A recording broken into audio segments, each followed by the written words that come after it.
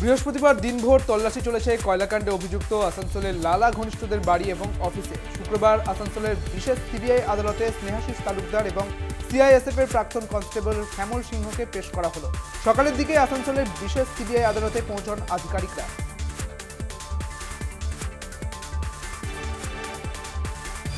তৃতীয় দিনেও জারি আয়কর তল্লাশি। শুক্রবারও তল্লাশি চলেছে আসানসোলের ব্যবসায়ী মহেন্দ্র শর্মার বাড়িতে। ব্যবসায়ী সৈয়দ ইমতিয়াজ আহমেদের বাড়ি থেকে সকাল 7টায় আয়কর দপ্তরের আধিকারিকরা বেরিয়ে যান। তল্লাশিতে কি কি উদ্ধার হলো তা স্পষ্ট করেনি আধিকারিকরা।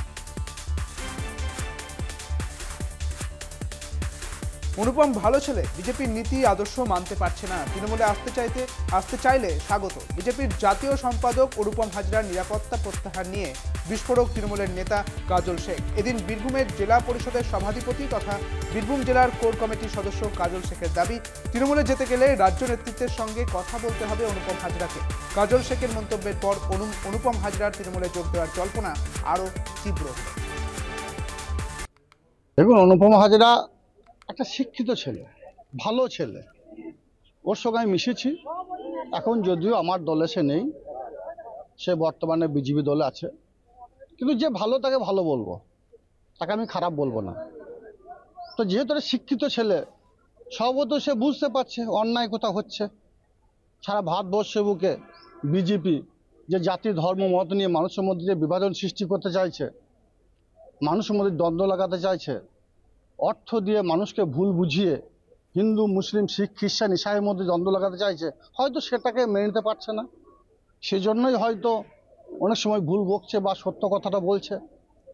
তো অনুপম যদি আমাদের দলে আসতে চায়, তো সেটা আমাদের রাজ্য নেতৃত্বের ব্যাপার। দেখুন, অনুপম বসিরহাট ইটভাটা কাণ্ডে বিস্ফোরক তথ্য উড়িয়ে দিচ্ছে না ফরেন্সিক দল। শুক্রবার সকাল 11:30টা নাগাদ ফরেন্সিক দলের 2 সদস্যের ভাটায় যান। চিমনি সহ পুরো ভাটাটি পরিদর্শন করেন তারা। ফরেন্সিক দল ইতিমধ্যে চিমনির ভিতরে ঢুকে পড়ে এবং ঢুকে গিয়ে পুরো জায়গাটি খতিয়ে দেখেন, সেখানে গ্যাস মজুদ ছিল কিনা তাও পরীক্ষা করে দেখেন। চিমনি ভাঙার পিছনে বিস্ফোরকের তথ্য উড়িয়ে দিচ্ছে না ফরেন্সিক দল। এর আগে বিস্ফোরকের আশঙ্কা করেছিলেন ভাটার কর্মীরা। ভাতারের বামশোর গ্রামে ধসের ধাক্কায় মারা গেলেন এক বাইক আরোহী। দুর্ঘটনার পর ব্যাপক উত্তেজনা ছড়ায় এলাকায়। স্থানীয় সূত্রে খবর, মিঠাপুকুর বাসিন্দা পিন্টু ইসলাম বর্ধমান থেকে যাচ্ছিলেন। নতুনহাটের দিকে যাওয়া একটি বাসের সঙ্গে বাইকের মুখোমুখি সংঘর্ষ হয়। ঘটনাস্থলে মারা যান পিন্টু। স্থানীয় মানুষজনের অভিযোগ, গ্রামে বেশ কয়েকটি স্কুল রয়েছে। বাদশাহী সড়কে আগে অনেকগুলো বাম্প ছিল, কিন্তু বাম্প কেটে দেওয়াতেই বাড়ছে দুর্ঘটনা। ফের বোমা উদ্ধার মুর্শিদাবাদের হরিহরপাড়ায় হুমায়পুর পঞ্চায়েতের টেকপাড়া এবং ভান্ডারদহের মধ্যবর্তী মাঠের রাস্তার পাশেই ঝোপ থেকে ব্যাগ ভর্তি সকেট বোমা উদ্ধার হয়। শুক্রবার সকালে পথ চলতি লোকজন ব্যাগটি দেখতে পেয়ে খবর দেয় পুলিশকে। পুলিশ এসে দেখে ব্যাগের ভিতরে রয়েছে কাঠের গুঁড়ো মেশানো কয়েকটি সকেট বোমা। ব্যাগে 6টি বোমা রয়েছে বলে অনুমান পুলিশ। ভাঙড়ের খালের পাশে সেচ দপ্তরের জমিতে অবৈধ নির্মাণ ঘিরে উত্তেজনা ছড়ালো শুক্রবার। ভাঙড় 2 নম্বর ব্লকের পাঁচগাছিয়া পালপাড়াতে সেচ দপ্তরের খালপাড়ে প্রায় 3 একর খাস জমি আছে। অভিযোগ, সেই জমি অবৈধভাবে কিনেছেন ভাঙড়ের তৃণমূল নেতা কাইজার আহমেদ। সেখানে তিনি জলাশয় ভরাট করে অবৈধ নির্মাণও করছেন। এমনকি এলাকার একটি ক্লাবের জায়গাও দখল করে নির্মাণ করা কাজ শুরু হয়েছে। যদিও এর সঙ্গেও জড়িত রয়েছে কাইজার, যদিও আপাতত বন্ধ সেই কাজ। শুক্রবার সকালে কাইজার এলাকায় পৌঁছলে তাকে ঘিরে বিক্ষোভ দেখান স্থানীয়রা।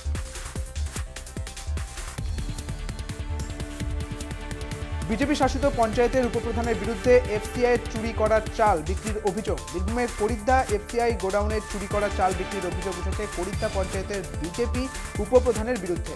স্থানীয় তৃণমূল কর্মীদের অভিযোগ, এফসিআই গোডাউনের চাল চুরি করে গাড়ির চালক এবং খালাসিরা তা পৌঁছে দেন সঞ্জীব বাগদিকে। তার একটি মুদিখানার দোকান রয়েছে। অভিযোগ, সেখানে বিক্রি করা হয় ওই চাল।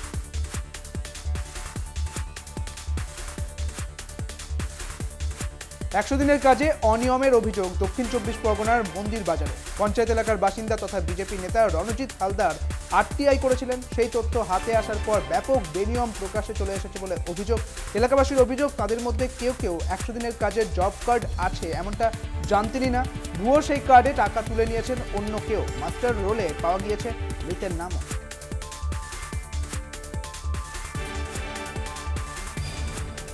গ্র্যাচুইটির দাবিতে অনির্দিষ্টকালের জন্য ধর্ণা অবস্থান এবং বিক্ষোভে সামিল আলিপুরদুয়ার কালচিনির আটিয়াবাড়ি চা বাগানের অবসরপ্রাপ্ত শ্রমিকরা। বৃহস্পতিবারের পর শুক্রবারও শ্রমিকদের বাগানের গেটের সামনে আন্দোলনে বসতে দেখা গিয়েছে। আন্দোলনরত শ্রমিকদের কারোর বয়স 70, কারোর 72, কারোর আবার 68 বছর। প্রায় 200 জন অবসরপ্রাপ্ত শ্রমিক নিজেদের প্রাপ্য গ্র্যাচুইটি থেকে বঞ্চিত হয়েছেন। শ্রমিকদের আন্দোলনের পাশে আছে সমস্ত রাজনৈতিক দলই, এমনটাই আশ্বাস মিলেছে তাদের।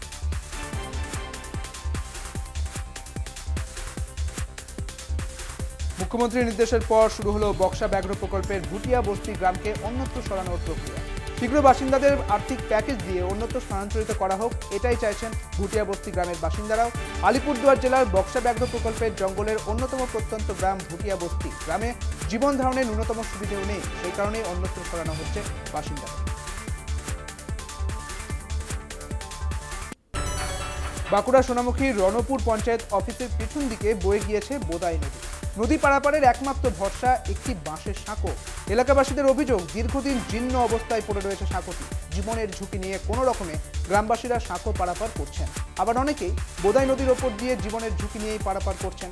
বেশ কয়েকটি গ্রামের বাসিন্দাদের পারাপারের একমাত্র রাস্তা এই বাঁশের সাঁকো। বাচ্চা নিয়ে যাবো যে আমার এমনিতে শরীর দুর্বল, গা মাথা ঘোড়ার বিয়ে রয়েছে, যদি বাইচান পড়ে গেল বাচ্চাটা নিয়ে ঠান্ডার জন্য আবার একটু যদি ডুবিয়ে গেলাম, ভেঙে পড়েছে, তখন তো আবার ছেলেরও ক্ষতি হবে, আমারও ক্ষতি হবে। ওই ভেবেই তো আমি জল দিকে পেরিয়ে এলাম যে বাচ্চা নিয়ে যাবো যে আমার এমনিতে শরীর দুর্বল, গা মাথা ঘোড়ার বিয়ে রয়েছে, যদি বাইচান পড়ে গেল বাচ্চাটা নিয়ে ঠান্ডার জন্য আবার একটু যদি ডুবিয়ে গেলাম, ভেঙে পড়েছে, তখন তো আবার ছেলেরও ক্ষতি হবে, আমারও ক্ষতি হবে। ওই ভেবেই তো আমি জল দিকে পেরিয়ে এলাম যে।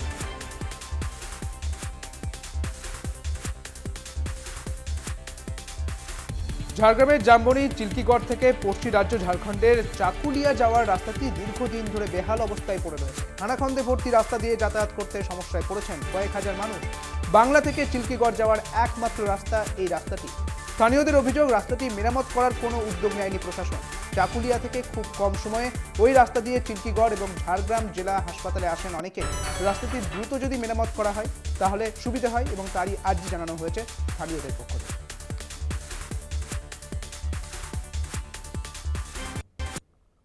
গত পঞ্চায়েত যে 5 বছর কেটে গেল, এবারে তো নতুন পঞ্চায়েত হয়েছে। এখন গত পঞ্চায়েত থেকে একটা বিজেপি ক্ষমতায় ছিল, তাদের প্রধান, তাদেরই মানে কাজকর্ম সব কিছু করার ছিল, কিন্তু তারা তো কোনো কিছু পঞ্চায়েত রাস্তাঘাটের যা বেহাল অবস্থা, রাস্তাঘাট তো দূরের কথা, পানীয় জলেরও ব্যবস্থা কিছু করে। তো এখন আমরা নতুন ক্ষমতা এসেছি, বড়ফড় হয়নি, ফলে আমাদের কাজ, আমরা আগে রাস্তাটা প্রথম ধরবো, তারপরে পানীয় জল। বলদি চোখ থেকে চর্চিতা যে রাস্তা, এই রাস্তার বিগত দিনেও আমরা দেখলাম, আগামী দিনেও আমরা দেখব। এখানে সরকার, পশ্চিমবঙ্গ সরকারও যিনি আছেন এখানে আজকে ক্ষমতাতে, উনি পঞ্চায়েতে ক্ষমতাতে এসছেন, ওই তৃণমূলের চোর সরকার। তো রাস্তাঘাটের যা অবস্থা, মানুষ বলদি চোখ থেকে চর্চিতা মন্দির পর্যন্ত পৌঁছাতে পারবে না, যে কোনো সময় যে কোনো মুহূর্তে অ্যাক্সিডেন্ট। গোপন সূত্রে খবর পেয়ে বৃহস্পতিবার ভোরে অস্ত্রসহ এক কুখ্যাত দুষ্কৃতীকে গ্রেপ্তার করল বারুইপুর থানার পুলিশ। বারুইপুরের ধপধপি এলাকা থেকে তাকে ধরে ফেলে পুলিশ। এসডিপিও অতীশ বিশ্বাস বলেন, ধৃতের নাম বাসুদেব সর্দার, তার বাড়ি রামনগর এলাকায়। বাসুদেবের কাছ থেকে একটি 1 শাটার বন্দুক এবং 1 রাউন্ড কার্তুজ পাওয়া গিয়েছে। পুলিশ জানিয়েছে, ধৃতের নামে ছিনতাই, খুন, চুরি একাধিক অভিযোগ আছে। দমদম সংশোধনাগারে থাকার সময় এক আসামিকে গুলি চালিয়েছিল অভিযুক্ত। এলাকায় অস্ত্র দিয়ে দাপাদাপি করার অভিযোগও আছে তার বিরুদ্ধে। সকাল থেকে হাতির আতঙ্ক আলিপুরদুয়ারে। গ্রামে দাপিয়ে বেড়াচ্ছে বুনো হাতি। জেলার চিলাপাতা চকোয়া খাতি এলাকায় বাসিন্দারা বুনো হাতিটি প্রথম দেখতে পান। ঘটনায় আতঙ্কিত হয়ে পড়েন তারা, যদিও পরবর্তীতে বুনো হাতিটিকে নিজেই চিলাপাতা জঙ্গলে চলে যেতে দেখা যায়। ফের হাতির বের হওয়ার আশঙ্কায় রয়েছেন গ্রামবাসীরা। ঘাটালের শিশু মেলার টেন্ডার হতেই শুরু মেলা নিয়ে বিতর্ক। 1,49,00,000 টাকায় মেলায় টেন্ডার প্রক্রিয়া শেষ হয়েছে। 16 থেকে 25 তারিখ পর্যন্ত অরবিন্দ স্টেডিয়ামে চলবে মেলা। একদিকে ঘাটাল উৎসব শিশু মেলা নিয়ে জোরদার চর্চা রাজনৈতিক মহলে। জেলা বিজেপির পক্ষ থেকে মেলার হিসেব নিয়ে প্রশ্ন তোলা হয়েছে। ওপেন টেন্ডার হলেও টেন্ডারের স্বচ্ছতা নিয়ে প্রশ্ন তুলেছে বিজেপি, যদিও ওপেন টেন্ডারে অস্বচ্ছতা দেখছে না তৃণমূল। জেলার এই ঐতিহ্যবাহী মেলা এখন কেবল তৃণমূলের অঙ্গুলি হিনলে চলে বলেই দাবি করছে বাম শিবির।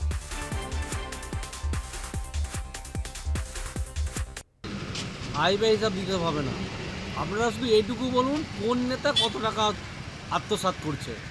এই মেলাকে ভাঙিয়ে যারা ইনকাম করছে, পকেট মানি করছে, ঘাটালবাসীকে অপমান করছে, তারা এইটুকু বলুন।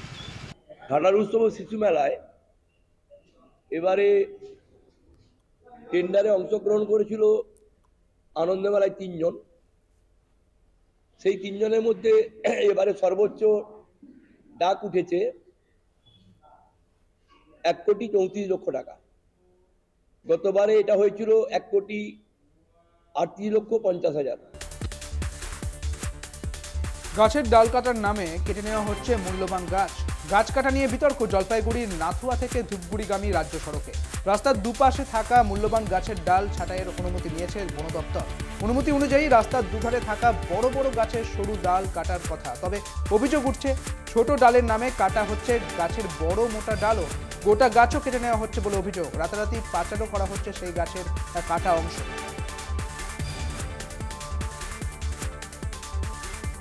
শীত পড়তে পর্যটকদের ভিড় কালনার প্রাচীন 108 শিব মন্দির এবং রাজবাড়ি চত্বরে। প্রাচীন মন্দির এবং তার গায়ে চোখ ধাঁধানো টেরাকোটা এবং পরিবেশ দেখে খুশি পর্যটকরা। প্রায় 200 বছর আগে বর্তমানে মহারাজা প্রতাপচাঁদ মহাতবের উদ্যোগে ভাগীরথী নদীর পাড়ে কালনায় তৈরি হয় গোলাকার 108টি শিব মন্দির। রয়েছে রাজবাড়িও। শীত পড়তেই প্রতি বছরের মতো এবছরও মন্দির দেখতে দেশের তো বটেই, ভিন দেশের পর্যটকেরাও ভিড় করছে।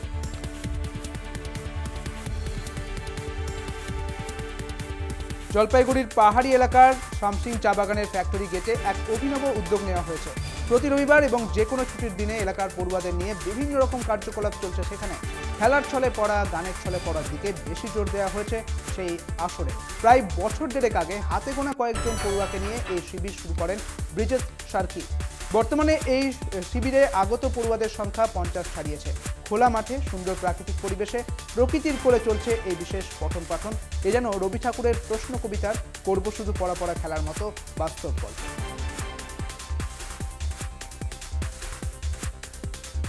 বর্ধমানের পাল সিটে লোকাল ট্রেনে গুলি চালিয়ে আত্মঘাতী জিআরপি কনস্টেবল। মৃতের নাম শুভঙ্কর সাধুকা।